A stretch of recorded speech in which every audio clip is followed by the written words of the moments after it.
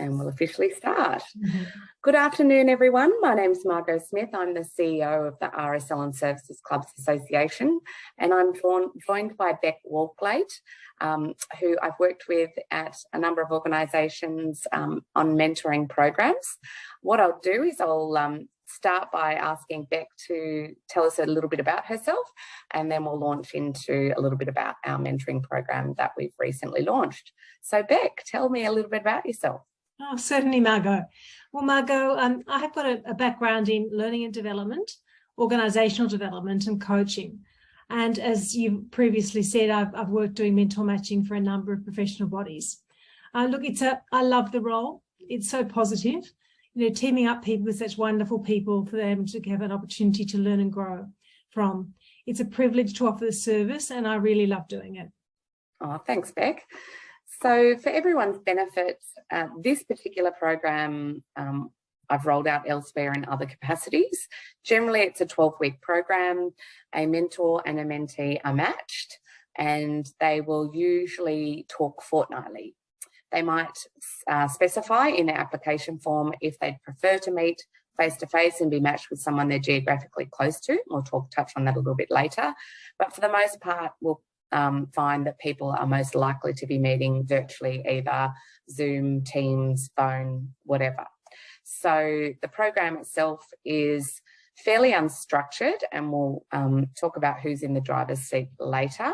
We provide a guide booklet. We'll kick off with some information, and the guide booklet really is quite comprehensive, so it does give you a fair bit of guidance in terms of how to approach it to get the best out of it. And really the feedback we get is that it's such a valuable process for people to be matched and work together and have someone who's got your back, really, who's fairly objective, which is really helpful in this particular environment. So what I'm going to do now is just share my screen so you can see some notes. So hopefully you should be able to see that now. So myself and Beck. And we'll talk a little bit about what is mentoring, what the benefits are for both parties. So you'll find I use the terms mentor and mentee. So mentor being the person who's doing the mentoring, and mentee being the person who's applied to be in the mentoring program and has a particular objective that they want to get through in those 12 weeks. I won't get too hung up on what the difference is between mentoring and coaching and all of those sorts of things. As long as you and your mentor are clear what roles you're playing, I think that's what matters for you. So I'll talk to a little bit about the mentoring benefits, and then Beck can take you through the mentee benefits.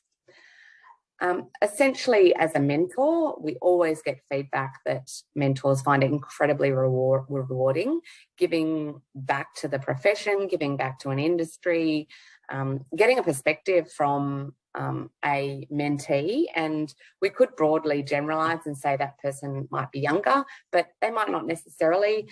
It might be a situation of reverse mentoring. So there are examples where, say, board directors have wanted to be matched with someone younger if they want to get a understanding of, digital transformation or social media, or just simply perspectives and trends around, Gen Y, Gen Z, whatever. Usually the mentor is sharing their experience and skills. You're developing your business networks, and I was just watching something from Jenny White yesterday talking about how as an industry we really do need to be expanding and developing our business networks, because it is really a worthwhile exercise for a whole host of reasons. You're increasing your profile in business and management, and certainly within the industry. So by expanding your networks, increasing your profile as a mentor, and particularly maybe further afield if it is someone you're matched with who's geographically in a different place to you. You're sharing new perspectives with other members, so giving your perspective and sharing that, and your journey might be similar or quite different to the mentee or that you would be matched with if you're a mentor, and that's great. Like, people say it's it also gives them a fresh perspective in reverse. So that's helpful. People report a lot of satisfaction from contributing to a mentee's development, and I've done it myself in the past, and if the situation arises this time, I'm happy to mentor someone as well. But people can really come along leaps and bounds in 12 weeks, and I've observed some quite significant career changes or perspective changes depending on what their objective is, or industry knowledge gains in that time in the past. It gives a mentor the opportunity to reflect upon and articulate their knowledge. So often, when you're learning something, in a training situation, they say by repeating it to someone else, it really does cement that knowledge. So this really can help you as a mentor to reflect upon and articulate that knowledge. Certainly, talking about gaining that different perspective from a mentee, and also exploring your choices as a manager and leader and any learnings that you've made along the way. So, like I said, you may have a similar pathway to your mentee, or it might be quite different, but it actually gets you to reflect and delve into that a little bit deeper, and share some of those lessons, because they really are valuable. A good mentor is worth their weight in gold. Someone's doing something to give back, and really are in it for the right reasons. And so it's a really valuable exercise for both parties, I would say. So enough about mentors for now. Beck, can you tell us a little bit about the benefits for mentees? Yes, certainly. Look, mentee benefits include obviously to learn from the opportunity to learn from more experienced managers and leaders. Quite importantly and very popular is that to develop their business networks, to increase skills and knowledge, and to gain further planning, to gain insight into future planning and self-development, to develop professional confidence in your own ability to support others as you are being by your mentor, and to also share perspectives just with other opportunity to meet with other members and share those perspectives. Also to set goals and visions and values and work towards achieving those objectives, and have a mentor to help you be accountable for those plans.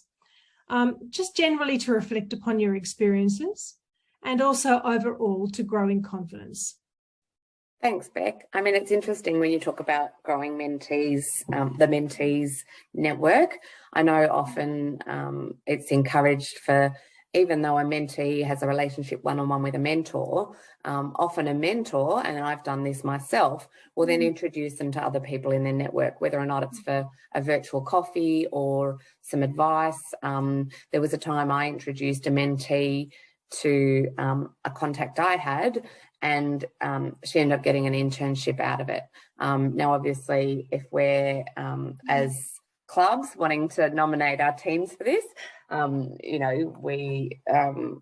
we're keen to see them develop both within and outside the club. So some of this might facilitate the opportunity to foster a transfer into a role within the club, develop skills of the nature that that person hasn't developed before, all of those sorts of things. So yeah, I think they're all good points, Beck, and mentees need to make sure that they get the most out of the opportunity, because drawing down on this experience for mentors is a really valuable exercise that 12 weeks you can glean a lot. And I do also know examples in the past of, yes, it's a 12-week program, but actually years later people are still very much in contact and checking in with each other. So yes, we say it's a finite period, but there's many examples of relationships that kind of continue beyond that, and that's something a mentee and a mentor would discuss at the end of the program if they want to continue that relationship and check it every now and then. Okay, now Beck, you've matched a number of cohorts of mentors and mentees, certainly for me and in the past for other people. Why do you usually see or observe that people are signing up to a mentoring program like this? What kind of goals or objectives do they put on their application form? Okay. Well, look, Margot, the reasons are really quite varied. They change each cohort, except there are certainly some themes. For example, one really popular one is people want to get on a board. They might be returning from maternity leave. They might be new to management. They might be having difficulty managing their team, or they might want to get promoted, for example. I have had people talk about they might be having trouble with their boss and need a bit of assistance to know how to navigate that process. Really, very popular is that they need help planning their next career step. Yeah. They might be new to the industry, or they might be transitioning from being friends and colleagues to suddenly being somebody's boss, which, as you know, could have a challenge. And then finally, they might want to learn how to manage up. So that's probably pretty much this in a nutshell, Margot. Yeah, I mean, that's a pretty diverse range of objectives that people have for doing the program. Yeah. And, you know, all things that having someone in your corner would be really helpful, just to ask a little bit of advice about whether or not it's, you know, you used to be someone's buddy and now you're their boss, which is always a tough thing to navigate. Yes. And everyone, you know, when they're climbing the leadership ladder, needs to, if they're, you know, they're promoted within their existing organisation, learn how to do that with finesse. But yeah, it can be a challenge. Certainly boards is an interesting one. Club boards are undergoing, you know, some undergo more change than others. And so I've seen some new directors who are certainly keen to get expertise in clubs in other areas, just to understand the industry a little bit better, understand where their role starts and stops, you know, between the management at the club, what they need to consider, why they might get certain reports. I think this gives everyone a safe environment to ask what someone might historically, you know, think they might not want to ask in the boardroom or anything. I mean, everyone should feel comfortable asking anything, but certainly this gives people a confidential and safe environment to ask all manner of questions that they might not otherwise ask. Likewise, people returning from maternity leave, and we might see a few more of those than usual, or, you know, people doing more casual work because there is a skill shortage. Certainly it's a tight labour market, so if we can do anything to support our teams to transition to any career stage, then I think that's a helpful thing. Okay, there's some interesting objectives that you've had there before, Beck. In terms of mentees thinking about how they'll use their mentor, generally mentees approach their mentoring programs with specific goals in mind, which they would like support to achieve, some of which we'd spoken about before, but your objective could be unique to you. You know, you might want to understand a particular part of the club industry, whether or not it's marketing, whether or not it's governance, whether or not it's operations. You know, it's up to you to define. Or it might be you having more of a profile, like how do you do that? How do you map out what your career steps look like in the industry? You know, what training might you do? You know, having someone to bounce those things off. Sometimes mentees don't always know what to ask or the scope that can be covered, and mentors may need to help them identify those. So if you're looking at signing up as a mentor, you might need a bit of need to guide your mentee a little bit to shape what their objectives look like, or scope it so that it is realistic over a 12-week period, and what the nature of those conversations look like. So, Beck, the matching process, is it some ethereal process, or, you know, or talk me through how it actually happens? Sure. Okay. Well, Margot, I take into account a number of variables when I'm matching. Overall, I tend to match people with a mentor of a slightly older age bracket, although that's not always the case, but generally it's somebody more senior. I look at where people have gained their experience, for example, in what sector. Where possible, I try to match people in this way. I look at the career goals of the mentee that they've expressed, and I try to match them with a mentor who has the skills and experience to assist them with that. For example, as we were previously talking about, a mentor may want somebody who's got board experience, for example. Sometimes people are extremely specific there. I look at the location and whether they're really wanting a face-to-face or whether they're happy to meet virtually. I look at the description of the ideal mentor that the mentor gives, and I try to take this into account when matching. I also, if I've got a good resume and a good application, it also gives me an indication of the character of the individual, and I also do take this into account. And then finally, I look at whether there's any specific people they don't want to be matched with, or any organisations they don't want to be matched with, or in the case of the RSL, that would be different clubs. So, that's very important as well. So, yeah, that's pretty much the way I go about it, Margot. Okay, thank you. Yeah. And, you're quite right. I think within certain regions, there might be a bit of healthy competition. So there might be particular clubs that others don't want to be matched with, or if you've moved from one club to another, you can certainly put in your application process that you'd prefer not to be matched with either particular clubs or, anyone in particular.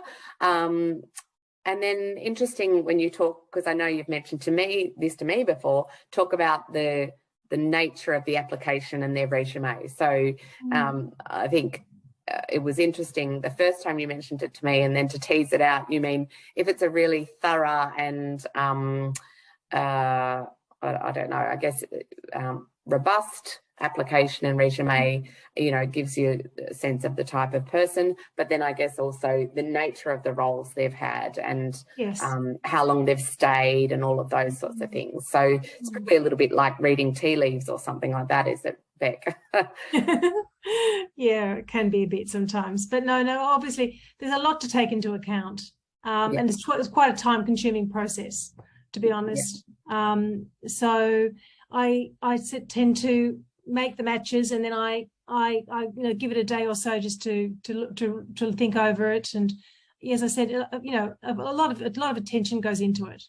Yeah, and we do already have a number of very high quality mentors. So I am excited about what that matching might look like. So I look forward to seeing how it all goes. It's important to say in the mentoring program that really the mentee is in the driver's seat. So the mentee is the one who should be setting the meetings, ideally fortnightly, but that's something you'd agree with your mentor. You will agree up front on, the rules of engagement of sorts. So, how often do you want to meet? How do you want to meet? Ideally, send an agenda to your mentor prior to each meeting so they know what to expect, and they might have some articles or books or someone you could meet on that particular agenda item or agenda items that you want to talk about. Or just put them in the zone so they can think about how they might be able to support you. Come prepared to the meeting with questions. So I was matched with a mentee, about 4 years ago now. I've probably mentored, I don't even know, about 6 to 10 people in mentoring programs like this. And every mentee is vastly different. Some incredibly prepared, some a little bit more fly by the seat of your pants. And you'll get out what you put in, absolutely, like anything. But this particular mentee used to come with reams, like pages and pages of questions. And to the point where I was quite surprised about the amount of information that she managed to get out of me in what was usually an hour to an hour and a half. So, be prepared. And that does go on both sides. Like I said, if the mentee has sent questions to you as a mentor, maybe think about, is there a particular book that you could recommend, or a blog or a podcast or anything like that?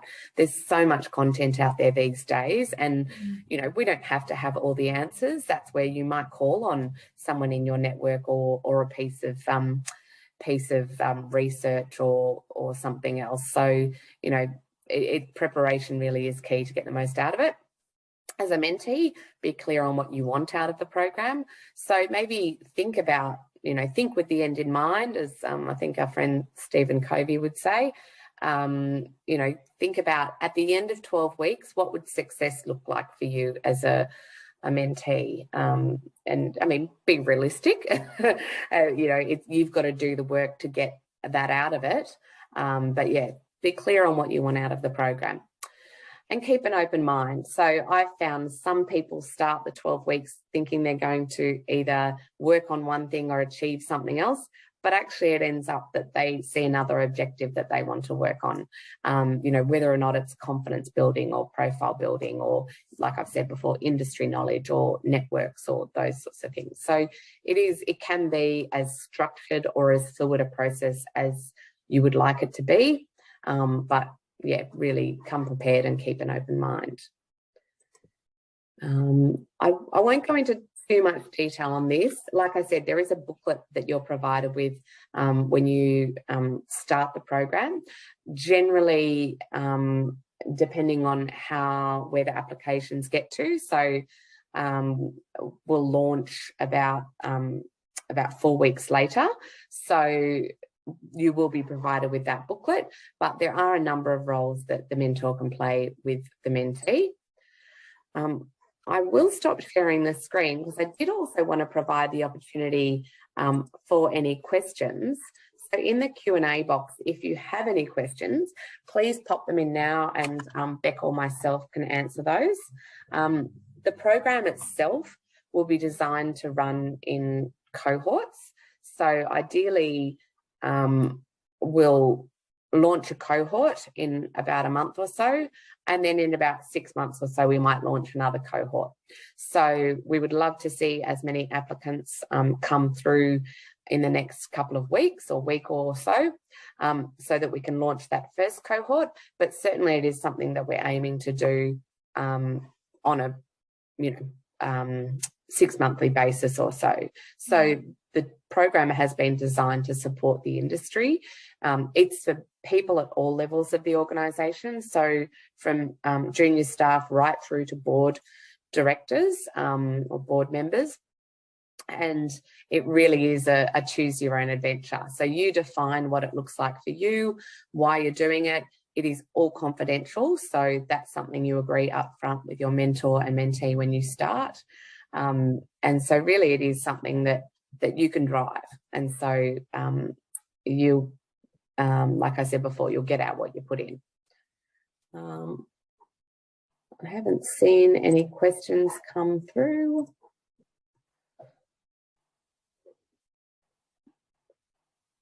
While we're waiting, if there aren't any in a minute, that's fine, we can wrap up. I might touch on a little bit about what a mentor isn't, because I've got one question. I have in the past had times where I've observed that, things need to be clear around what mentoring isn't.